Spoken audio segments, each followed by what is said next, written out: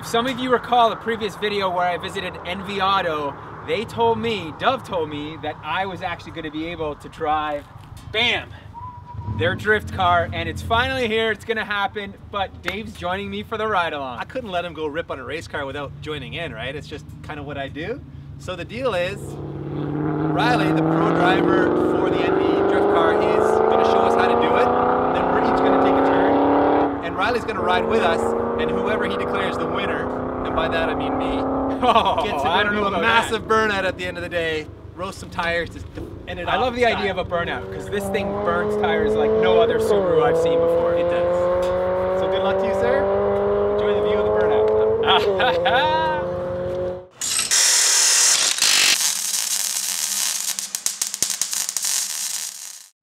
This is Dove from nvauto, and this is their crazy 2J Subaru. I want to call it an STI. Is it an STI? We call it the Subaru. The Subaru, very nice. Say that with an Asian accent, Subaru. So Dove, maybe you want to pop the hood and give us a quick peek. For sure. At the, where the magic happens. Oh. There it is. Ah, fancy. Yeah, we don't like hood props. They're annoying. I'm used to using a mop handle, you know? Yeah. So this is obviously a 2J with the VVTi head. Yeah. That's the good stuff? Yeah, it's a JDM motor out of Toyota Aristo, actually. It's not actually out of a Supra. Okay. But it has a VVTi head, which makes spooling that large Borg-Warner nice and easy for drifting.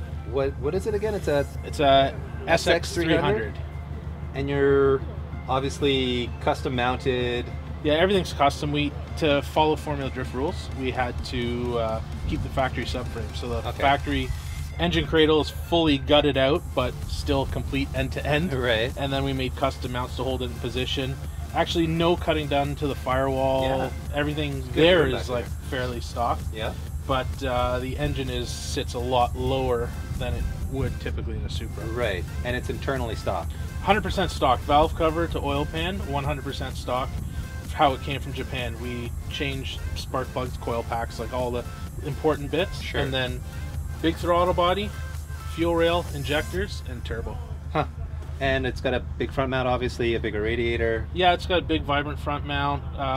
It's actually a Subaru, like the upgraded aluminum rad you could get for your STI. Really? Okay. Yeah, bolted into position. Nice. And oil cooler, you know. It's a nice big engine bay. I'm actually impressed how well the engine fits in here. It's actually incredible. When the intake manifold's off and the exhaust manifold's off, this thing looks tiny inside the engine bay. Yeah. It's so used to the Subaru flat engine that takes up so much space. Yeah. And I can see that that's not the 2J or the Subaru tranny back there. What is that? No, we're running a G-Force GSR, which is what they run in NASCAR. So 4-speed, dog box. Okay. Fourth gear is 1-to-1 direct rate drive. Okay. And it can take the abuse. I mean, they're designed to hold 900 horsepower. Endurance racing, essentially. Right. So they're really good in this application where you're banging the gears really hard. Gotcha. And you're not making 900 horsepower, but you're not far off, are you? No, I mean, we run, like, the car is made 750, but we don't compete at that level. We compete around 650. Okay. And, you know, depending on the track layout, we've changed the map slightly, boost levels. Sure. But we've spent all season trying to keep it together. Yeah. So it worked. You know, it worked out well. You didn't have a single engine problem all year? No engine failures, actually. The only thing we ran into was some clutch hydraulics issues, but I mean, that was part of putting a Supra motor inside a Subaru. Sure, there's going to be a few teething phases. Yeah. Amazing. Okay, so I know a pet peeve of yours is the stance issue, if you want to call it that. The wide front stance on drift cars and how the internet tells you that doesn't look cool. Yeah, well, want to explain that to us? We get it all the time. Everybody's like, the car looks ridiculous. Why do the wheels stick out past the fenders? Why so much camber? But it's all like mechanically required for drifting. Right. We need a wide front track, adds front end grip, as you guys know. The wider you get the front of the car, the more grip you get. But also, because you have such large wheels turning so far, they have to fit underneath the car. Right. Subaru has a flat 4 engine. Yep. FRS has a flat 4 engine. Inherently, the frame rails are really wide. Yes. So the wheels need to stick out really far. Like Ryan Turk gets it all the time on that white street car he has. Everybody's like, hey, bro, your car looks ridiculous. Yeah. Well, we've added like 2.5 inches to the lower control arm, and we've moved the strut top out as far as you can.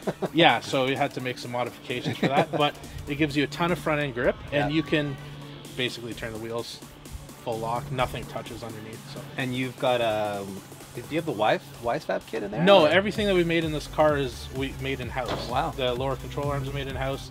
The hubs are modified in-house. The outer tie rods, everything. Amazing. Because Subaru, there's 3 or 4 Subarus adrift, so like, why would Wisefab make? Yeah, anything, fair enough. right? No market for it, I guess. Mm-hmm.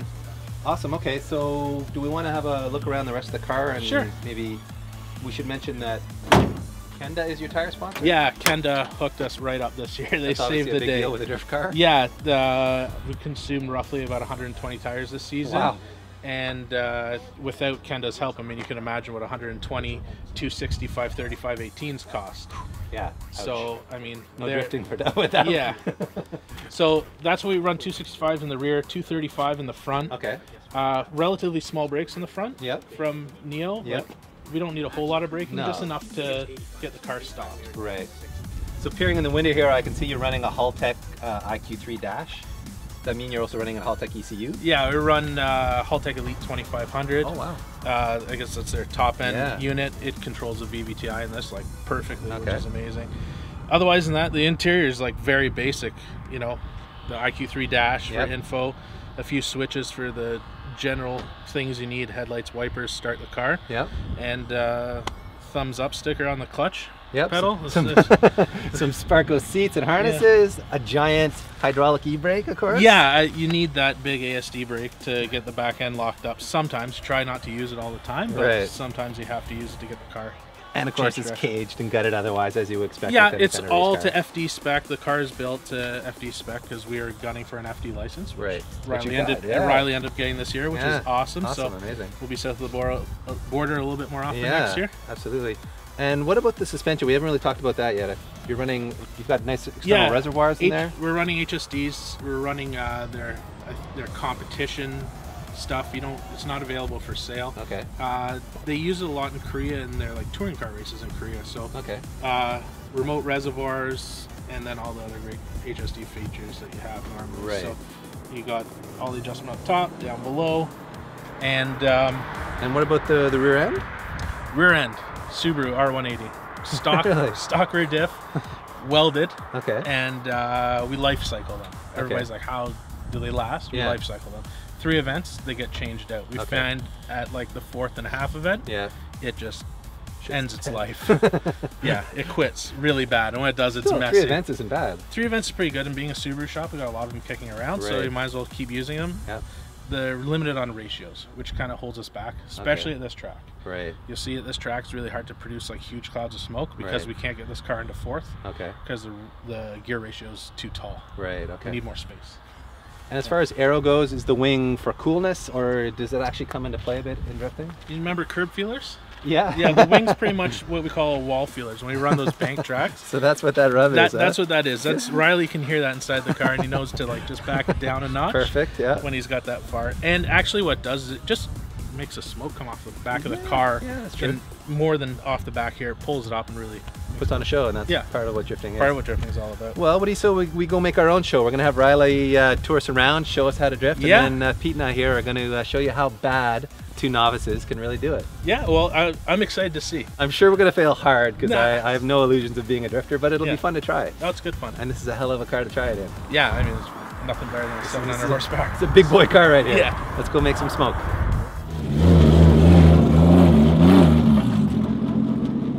Our coach and judge for the day would be none other than the majestically bearded Riley Sexsmith, who recently qualified for a Formula Drift Pro 2 license after kicking a whole bunch of ass in the Midwest Drift Union Feeder Series.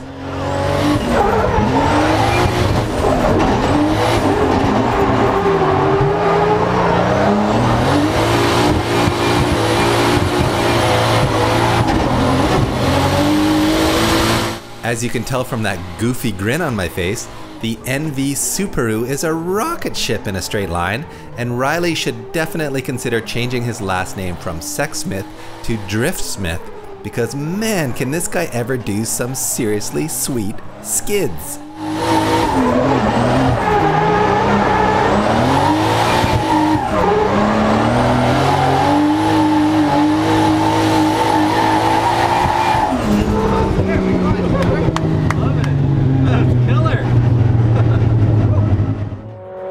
While Riley changes the rear tires that he just roasted.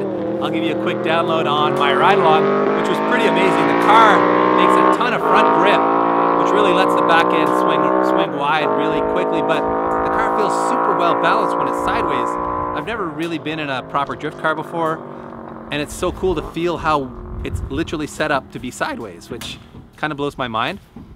There was a lot of fancy footwork going on in there. He was using the e-brake in like nice little subtle ways. He was doing some left foot braking, all stuff that Pete and I will fail miserably at. So we're just gonna have to use the gas to get it sideways and then like try not to mow the lawn. But it's gonna be a ton of fun because the car is amazing. The power is just infinite. He was ripping it up the front straight and it was just like, bam, the neck was snapped back. But I got sick after a couple of laps. I'm a terrible passenger, so now it's PT's time to go get sick. So walk me through how to make this thing drift.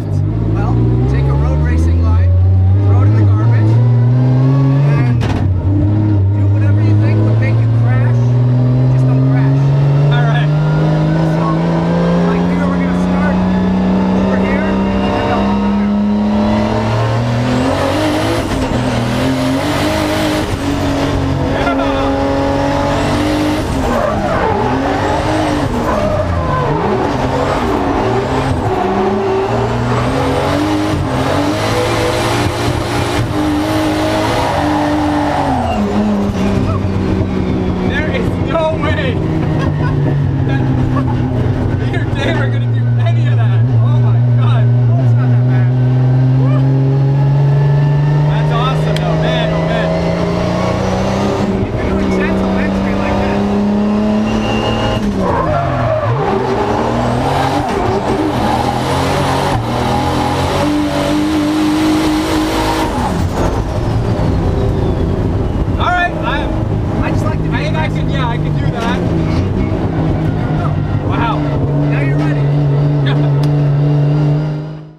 Well, I just had an awesome ride in the drift car, but man, oh man, it looks intimidating. I don't know if I'm gonna be able to pull off any of that fancy footwork that Riley did.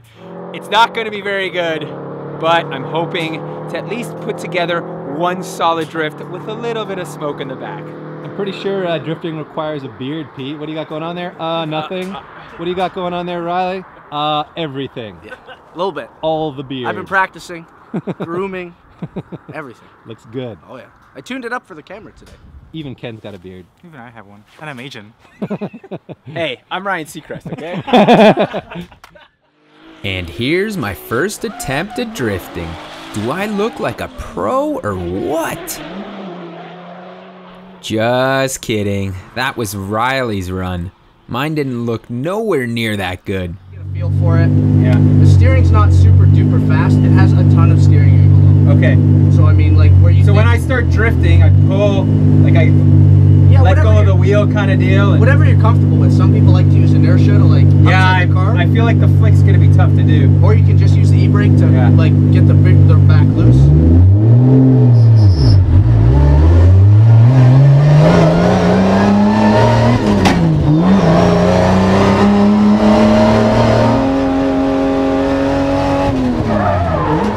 Just look at my face during my first attempt. That's my I don't want to crash face, which I didn't, but I also didn't drift very well.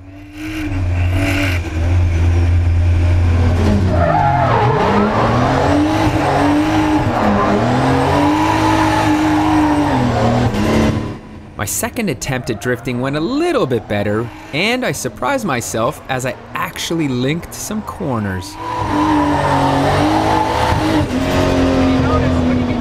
The front straight at TMP gave me a good excuse to see what 650 wheel horsepower in a 2JZ feels like, and let me tell you, it's glorious. My second attempt at corner one went a little worse than the first one, and now you really get to see my oh no, I'm gonna crash face. Alright, I guess I got a little greedy, right? What happened? The faster you go, the earlier you gotta set up. So I saw that, yeah, it's way too late. like in second gear, that's good. Third gear, you gotta start going sideways before the third gear.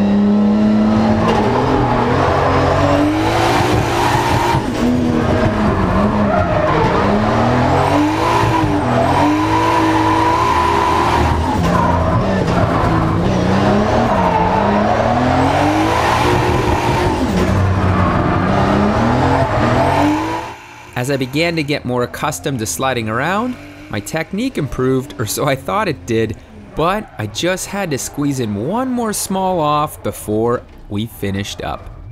I saw it, I didn't want to run it over. Alright, that's 3 laps for me. That's 3. All right, buddy, what happened out there? Oh man, I gotta say, I'm in love with this thing. Holy smokes. I was not expecting to be able to drift it, but once you get the hang of it, the e-brake is incredible, so it's really easy to initiate with it. And man, once this thing, the 2J spools, oh, I was in heaven. I did go off track a couple of times, but I tell you, I bet you I was smoking those tires pretty good out there. You were putting up some smoke. Yeah. I'm a little intimidated right now. I know, Dave, you got yourself quite the level to reach now. I don't know if I can do it. You're gonna have to try, but oh, let me tell you, you want to get into drifting, because I'm sold. All right, Dave, I just got done. Yeah. So what are your predictions here? I'm feeling a little intimidated right now because you put on a pretty good show out there. We could see some tire smoke happening. Oh yeah. Saw a few puffs of dirt too though, so I felt better about that. Anyway, you know, the way I see it, excellence always rises to the top. I'm feeling pretty buoyant right now, so I think I don't know, man. Okay. What I've always heard is shit don't float, you know? So. You're a sinker, buddy. I'm a floater. All right. I'm gonna rise to the top, bro. Let's do this. With Coach Riley giving me the thumbs up, I tried to get a bit sideways in turn 1 with that shit-eating grin permanently plastered across my face.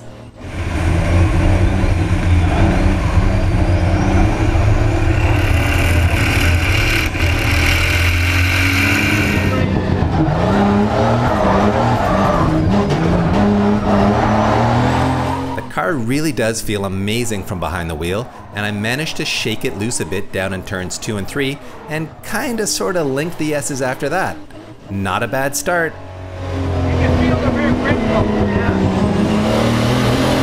Down the front straight, the 2J's power was intense and oh so addictive. We definitely need some 2J jam in our life, and as for my skids, well, my enthusiasm was starting to write checks my talent wasn't quite ready to cash. And she is stopped.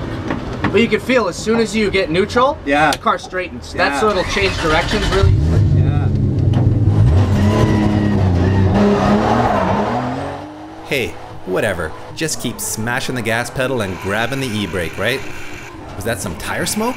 Yes! I'm coming for you, PT. I'm coming for you. Just when I started to feel confident, Coach Riley told me to man up and try to drift turn 1 in 3rd gear, and this happened.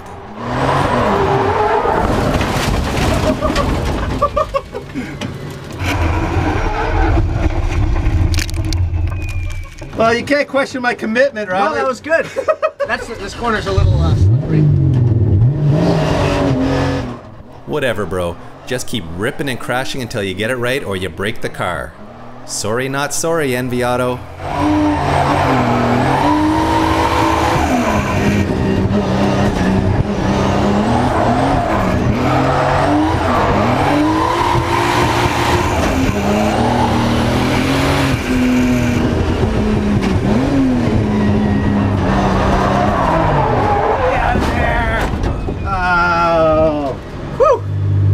Awesome, man. You're smoking the brakes. I only crashed 8 times. That's all good. And judging by the dirt on the ground, I'm pretty sure that's from your off, PT. I don't know about that, Dave. I went, as they would call it, rather agricultural in turn 1. Coach Riley was like, leave it in 3rd. So I just fucking pinned it in 3rd, right off the track. And it went off a couple other times too, but we won't mention It that. was spectacular. It was so much fun though, dude. I am like stoked on drifting. I've never driven a drift car before. I've never been like full retard opposite lock like that. It was just so much fun. We got to build a drift car now, I think. I know, I feel like we do, yeah. We've got no choice. In the meantime, we got to bring in Judge Riley here. And before you make your decision, he's just grabbing his chapeau because, you know, we like our hats around here. But before you make your decision, Riley, I have to offer you a gift for your coaching advice. These are lightly used Alpine Star gloves in a bright yellow. What's this bribery? Orange. With the provenance they come with. Exactly. I mean, that's an Ontario 1500 winning glove right there. So they have the heritage. Exactly. So with that bribe exchange, Just remember who had the most skill. that's right. No, in all seriousness, you just pick a winner based on commitment, excellence to dirt, and angle. Okay. And of course, who's the prettier looking out of? Yes. Well, that's got to be. That would be Riley. Well, yeah. you are clearly first, of course. You are first in every way here today, my friend. We're talking about, you know, further down, second and third here.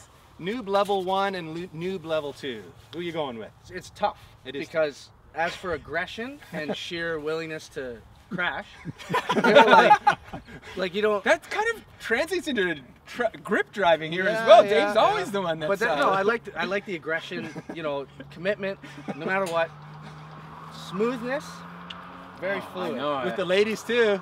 But it's hard to say because you were more aggressive. You went a little faster. However, let's get serious. Who did the better drifting here? I may have to go with you, Pete. All right, I knew it! All right, I'll take it. He had to beat me at something once. I might as well just give this one to him, right? So, high five for you. Good job out there. High five for you. And a third high five for everybody. Time for this guy to do a burnout. Let's go do a burnout. I'm stoked. Okay, I am officially crowned the winner. So now, I'm gonna have my way with this beast. I love this! And Ken's getting in because he's greedy.